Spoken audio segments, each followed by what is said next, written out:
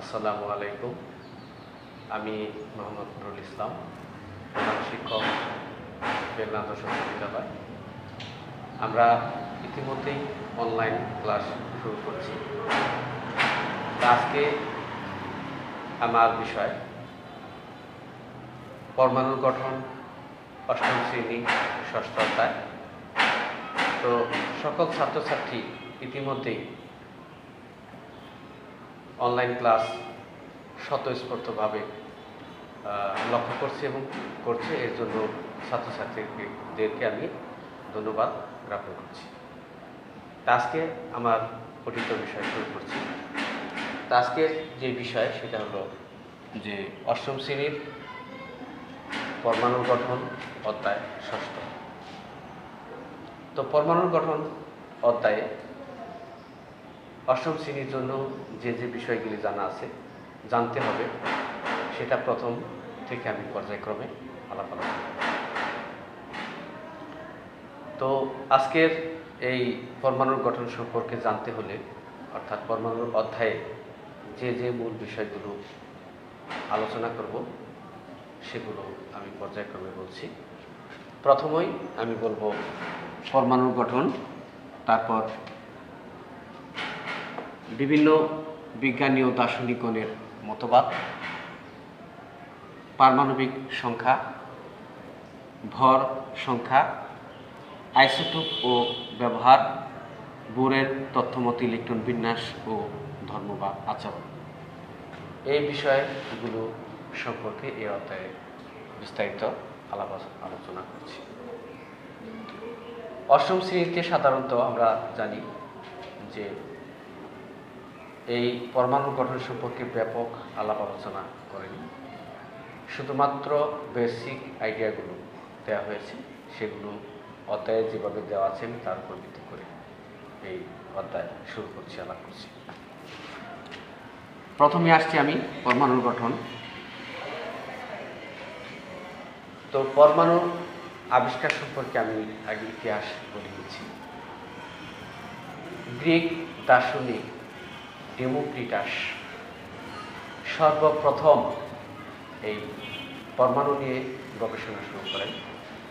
তিনি উল্লেখ করেন পরম অর্থ অত্যন্ত, অনু অর্থ ক্ষুদ্র, অত্যন্ত ক্ষুদ্র যেগুলো সেটি হলো পরমাণু। এর গ্রিক ভাষা থেকে অ্যাটোমাস নাম দেওয়া হয়েছিল। এর অর্থ হলো অবিভাজ্য। এর অপর নাম হলো অ্যাটম। একে গ্রিক ভাষায় অ্যাটম বলা হয়, একে বাংলা অর্থ হলো অবিভাজ্য। পরবর্তীতে প্লেটো এবং অ্যারিস্টটল নামে দুজন বিখ্যাত দার্শনিক বিভিন্নভাবে পরীক্ষা নিরীক্ষার মাধ্যমে মতবাদ প্রকাশ করেন যে পরমাণু বিভাজ্য, নিরবিচ্ছিন্নভাবে পরমাণুকে ভাঙা যায়। এই মতবাদ প্রকাশ করেন। তারপরে 1803 খ্রিস্টাব্দে ইংরেজ বিজ্ঞানী জন ডাল্টন বিভিন্ন পরীক্ষালব্ধভাবে প্রমাণ করে তিনি উল্লেখ করেন যে পরমাণু হলো মৌলিক পদার্থের ক্ষুদ্রতম কণা, যাকে আর ভাঙা যায় না। কিন্তু পরবর্তীতে আরও দুজন রসায়ন বিজ্ঞানী রাদারফোর্ড এবং নিলস বোর তারা প্রমাণ করেছেন যে পরমাণু বিভাজ্য। পরমাণুতে ইলেকট্রন, প্রোটন, নিউট্রন রয়েছে। পরমাণুতে ইলেকট্রন, প্রোটন, নিউট্রন রয়েছে।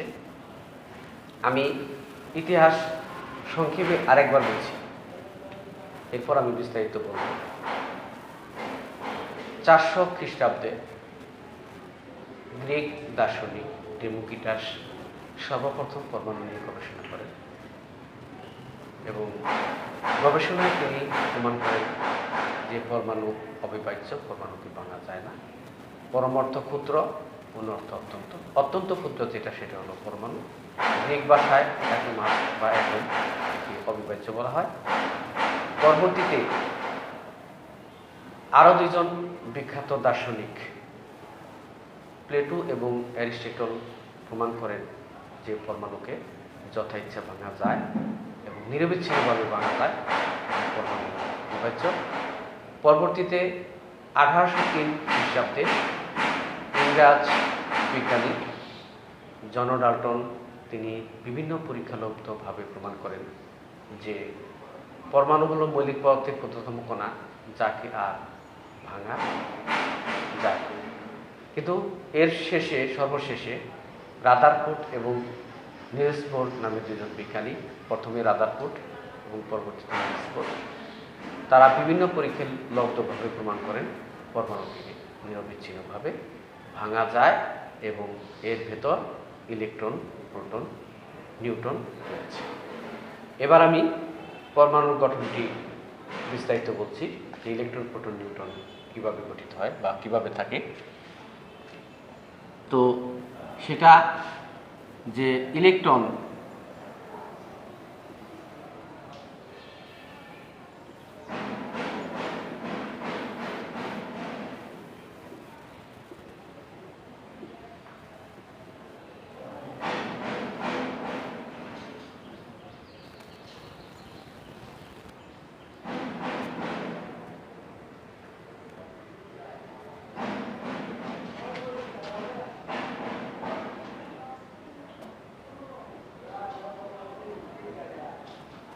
আমি পর্যায়ক্রমে বলছি, গঠনটি লক্ষ্য করছি। গঠন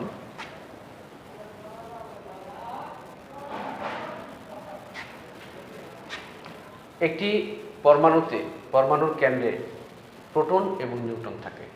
একটি পরমাণুর কেন্দ্রে প্রোটন এবং নিউট্রন থাকে। একে সম্পূর্ণটাকে বলে নিউক্লিয়াস। সম্পূর্ণটাকে বলে নিউক্লিয়াস।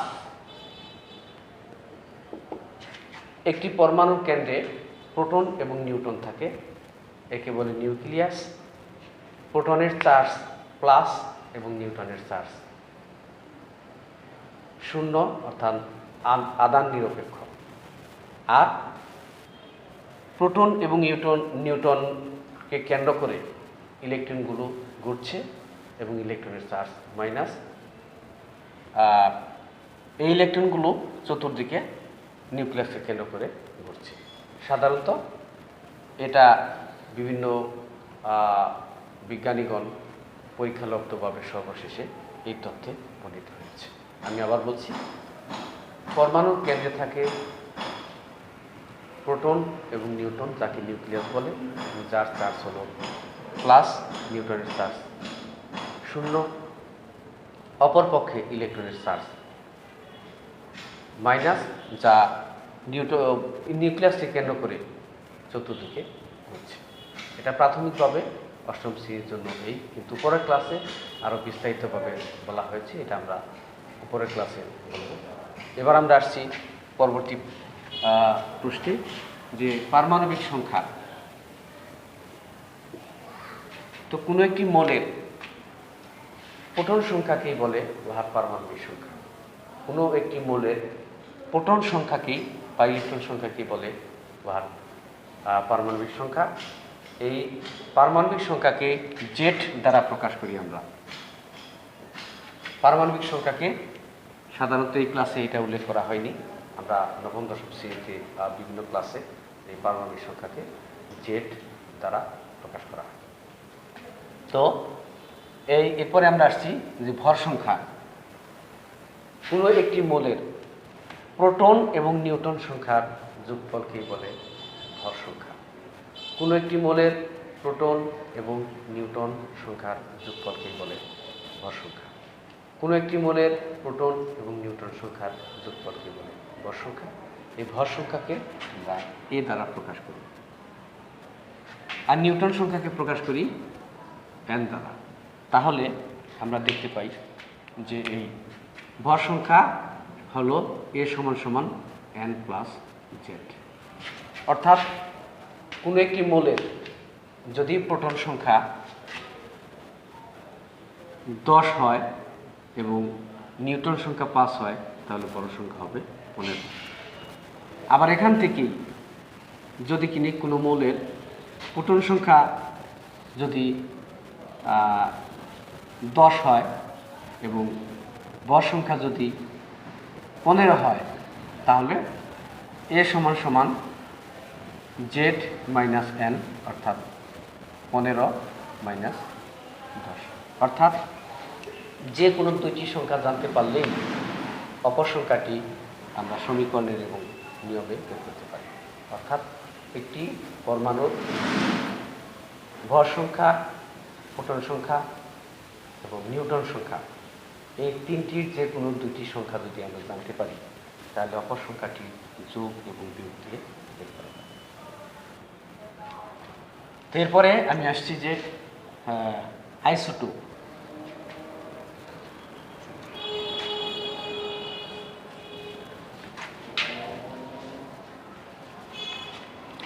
আইসোটোপ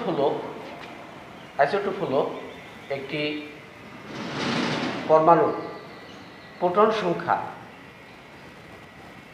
এবং ধর্ম একই কিন্তু ভর সংখ্যা ভিন্ন, একে বলে একটি আরেকটি আইসোটোপ। আমি আবার বলছি, একটি পরমাণুর প্রোটন সংখ্যা এবং ধর্ম একই রকম কিন্তু ভর সংখ্যা ভিন্ন, এদেরকে একটি আরেকটি আইসোটোপ বলা হয়। আমি উদাহরণ হিসাবে বলছি, হাইড্রোজেনের তিনটি আইসোটোপ রয়েছে, অর্থাৎ হাইড্রোজেন H, প্রোটন একটি, এখানে হাইড্রোজেন প্রোটন একটি, নিউট্রন একটি, ভর সংখ্যা হলো 2, এখানে ভর সংখ্যা হলো 1। এখানে হাইড্রোজেনের প্রোটন সংখ্যা 1 এবং নিউট্রন সংখ্যা 2 এবং ভর সংখ্যা হলো 3, অর্থাৎ এটার নাম হলো হাইড্রোজেন। এটার নাম হলো ডিউটেরিয়াম।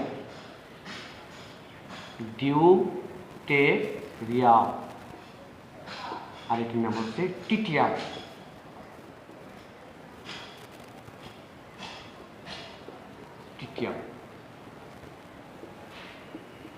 হাইড্রোজেনের তিনটি আইসোটোপ রয়েছে, হাইড্রোজেন, ডিউটেরিয়াম, টিটিয়াম। এখানে লক্ষ্য করা হয়েছে প্রত্যেকেরই প্রোটন সংখ্যা এবং ধর্ম 1। হাইড্রোজেনের ক্ষেত্রে নিউট্রন 0, অর্থাৎ কোনো নিউট্রন নেই। ডিউটেরিয়ামের ক্ষেত্রে লক্ষ্য করা হয়েছে যে প্রোটন সংখ্যা 1, নিউট্রন সংখ্যা 1, ভর সংখ্যা 2। টিটিয়াম এর ক্ষেত্রে লক্ষ্য করা হয়েছে যে প্রোটন সংখ্যা 1, নিউট্রন সংখ্যা 2, ভর সংখ্যা 3, অর্থাৎ ভর সংখ্যা প্রত্যেকটার ক্ষেত্রে ভিন্ন কিন্তু ধর্ম একই এবং প্রোটন সংখ্যা একই, এদেরকে বলা হয় একটি আরেকটি আইসোটোপ।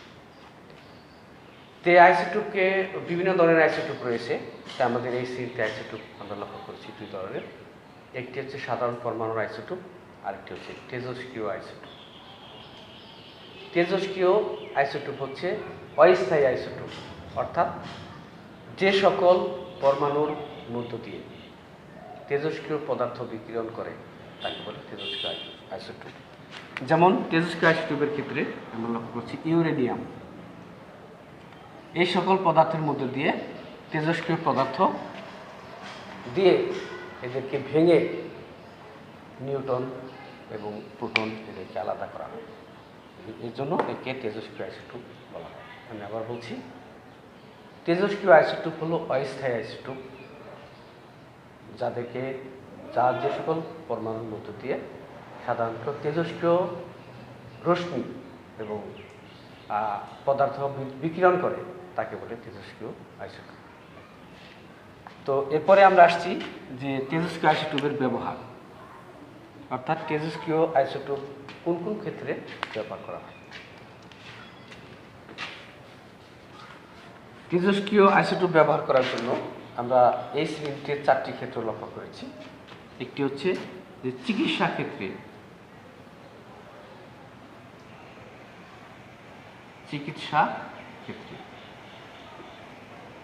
2 নাম্বার হচ্ছে কৃষিক্ষেত্রে, 3 নাম্বার হচ্ছে খাদ্যদ্রব্য সংরক্ষণে,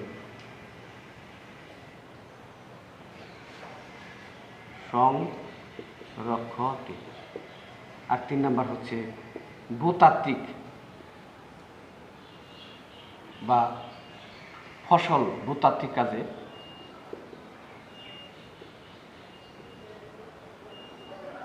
এই তিনটি ক্ষেত্রে আমরা আইসোটোপের ব্যবহার লক্ষ্য করেছি। তো এই চারটি ক্ষেত্রে আমরা এই আইসোটোপের ব্যবহার লক্ষ্য করেছি এবং এই শ্রেণীর জন্য। তো চিকিৎসা ক্ষেত্রে সাধারণত আমরা লক্ষ্য করেছি যে দেখেছি ক্যান্সার রোগ নির্ণয়ের জন্য এবং রক্তনালীর বিভিন্ন ধরনের পরীক্ষার জন্য এবং যন্ত্রপাতি, ডাক্তারি যন্ত্রপাতি সংরক্ষণ করার জন্য এই তেজস্ক্রিয় আইসোটোপ ব্যবহার করা হয়। আমি আবার বলছি, চিকিৎসা ক্ষেত্রে ক্যান্সার রোগ নির্ণয়ের জন্য এবং রক্তনালীর বিভিন্ন রোগ নির্ণয়ের জন্য এবং ডাক্তারি যন্ত্রপাতি সংরক্ষণ বা ব্যবহার সংরক্ষণ করার জন্য সাধারণত এই তেজস্ক্রিয় আইসোটোপ ব্যবহার করা হয় চিকিৎসা ক্ষেত্রে। এরপরে আসছি কৃষিক্ষেত্রে। কৃষিক্ষেত্রে কীট পতঙ্গ তেজস্ক্রিয় রশ্মি দিয়ে কীট পতঙ্গ ধ্বংস করার জন্য এই কৃষিক্ষেত্রে তেজস্ক্রিয় আইসোটোপ ব্যবহার করা হয়। এরপরে খাদ্যদ্রব্য সংরক্ষণের ক্ষেত্রে যে খাদ্যদ্রব্য সংরক্ষণের জন্য তেজস্ক্রিয় আইসোটোপ ব্যবহার করে এবং দীর্ঘদিন খাদ্যদ্রব্য সংরক্ষণ করা যায় এবং জীবাণুমুক্তকরণ করা যায় তেজস্ক্রিয় আইসোটোপ ব্যবহার করে।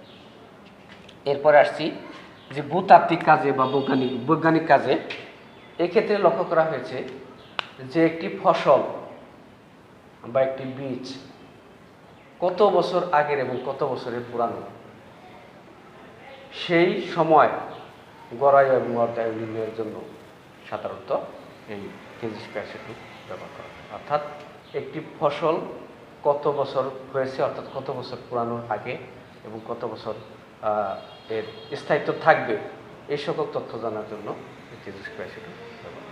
আমি আবার বলছি, চিকিৎসা ক্ষেত্রে সাধারণত ক্যান্সার রোগ নির্ণয়ের জন্য রক্তনালীর বিভিন্ন পরীক্ষা করার জন্য এবং ডাক্তারি যন্ত্রপাতি সংরক্ষণ রাখার জন্য তেজস্ক্রিয় আইসোটোপ ব্যবহার করা হয়। কৃষিক্ষেত্রে কীটপতঙ্গ ধ্বংস করার জন্য তেজস্ক্রিয় আইসোটোপ ব্যবহার করা হয় এবং খাদ্যদ্রব্য সংরক্ষণের জন্য, যেমন খাদ্যদ্রব্য জীবাণুমুক্ত করার জন্য এই তেজস্ক্রিয় আইসোটোপ ব্যবহার করা হয়। এবং চতুর্থ, ভূতাত্ত্বিক এবং বৈজ্ঞানিক কাজে লক্ষ্য করেছি যে একটি ফসল কতদিন স্থায়িত্ব থাকবে, এই ফসলের বয়স কত, গড়ায়ু এবং অর্ধায়ু এই সকল এবং অনন্য পরমাণুর গড়ায়ু অর্ধায়ু জানার জন্য এই তেজস্ক্রিয় আইসোটোপ ব্যবহার করা হয়। এরপর আমরা যাচ্ছি যে বোরের মতে ইলেকট্রন বিন্যাস কিভাবে গঠিত হয়।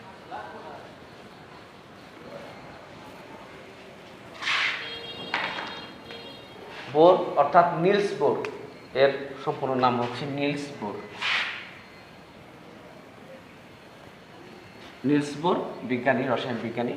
তার তথ্য মতে লক্ষ্য করা হয়েছে তিনি যে ভাষা বা যে সংজ্ঞা বা যে মতবাদ উল্লেখ করেছেন তার মতে যে একটি কক্ষপথে যার যার কক্ষপথে ইলেকট্রনগুলো ঘুরে। আমি ইলেকট্রন মতবাদ সংক্রান্ত ইতিমধ্যেই আমি অনেক কথা বলেছি। তো রাদারফোর্ড পরমাণুর মডেলে বলেছিলেন যে পরমাণু নিউক্লিয়াসকে কেন্দ্র করে ঘুরে, কিভাবে যার যার কক্ষপথে ঘুরে সে কথা তিনি উল্লেখ করেননি। কিন্তু নিলস বোর পরমাণু সীমাবদ্ধতায় উল্লেখ করেছিলেন যে এই পরমাণুগুলো সাধারণত ইলেকট্রনগুলো নিউক্লিয়াসের সাইড দিকে যার যার কক্ষপথে ঘুরে এবং কিভাবে এই ইলেকট্রন সংখ্যাগুলো থাকে সেটা আমি বলছি। তো লক্ষ্য করা হয়েছে যে প্রথম কক্ষে ইলেকট্রন 2টি, দ্বিতীয় কক্ষে 8টি এবং তৃতীয় কক্ষে সর্বোচ্চ 18টি ইলেকট্রন থাকতে পারে। তো এখানে আমরা লক্ষ্য করেছি তিনি একটি সূত্র উল্লেখ করেছিলেন, অর্থাৎ একে বলে প্রথম কক্ষপথ, একে কে দ্বারা প্রকাশ করা হয়, একে বলে দ্বিতীয় কক্ষপথ, একে এল দ্বারা প্রকাশ করা হয়, একে বলে তৃতীয় কক্ষপথ, যাকে KLM দ্বারা প্রকাশ করা হয়। প্রথম কক্ষপথে সর্বোচ্চ 2টি, দ্বিতীয় কক্ষপথে 8টি এবং তৃতীয় কক্ষপথে 18টি সর্বোচ্চ ইলেকট্রন থাকতে পারে। এর দেশে তিনি একটি সূত্র উল্লেখ করেছেন, সেটা হলো যে সর্বোচ্চ সংখ্যক ইলেকট্রন থাকতে পারে 2n² সূত্র দিয়ে। 2n², এর অর্থ হলো n এর মান 1, 2, 3 ইত্যাদি হবে। অর্থাৎ n এর মান যখন 1 হবে তখন প্রথম কক্ষপথে n অর্থাৎ 2, প্রথম কক্ষপথে n এর মান 1 হলে n 1 অর্থাৎ 2টি থাকতে পারে। n এর মান 2 হলে 2² সর্বোচ্চ 8টি থাকতে পারে এবং n এর মান যখন 3 হয় তখন 18টি থাকতে পারে।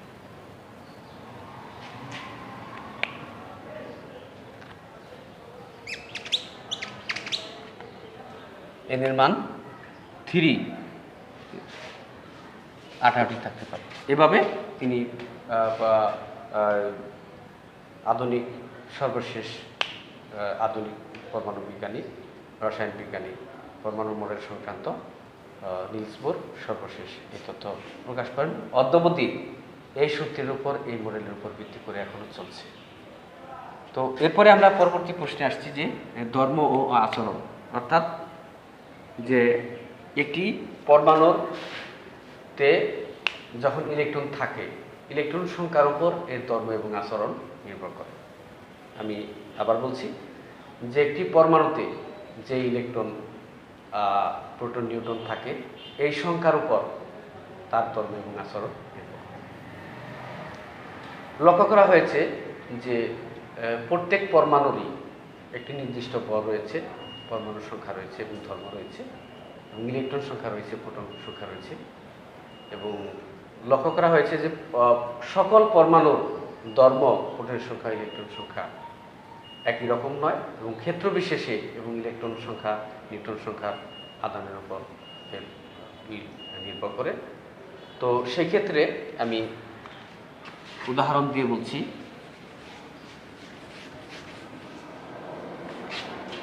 তো যেমন সোডিয়ামের আমরা জানি যে প্রথম কক্ষে 2টি, দ্বিতীয় কক্ষে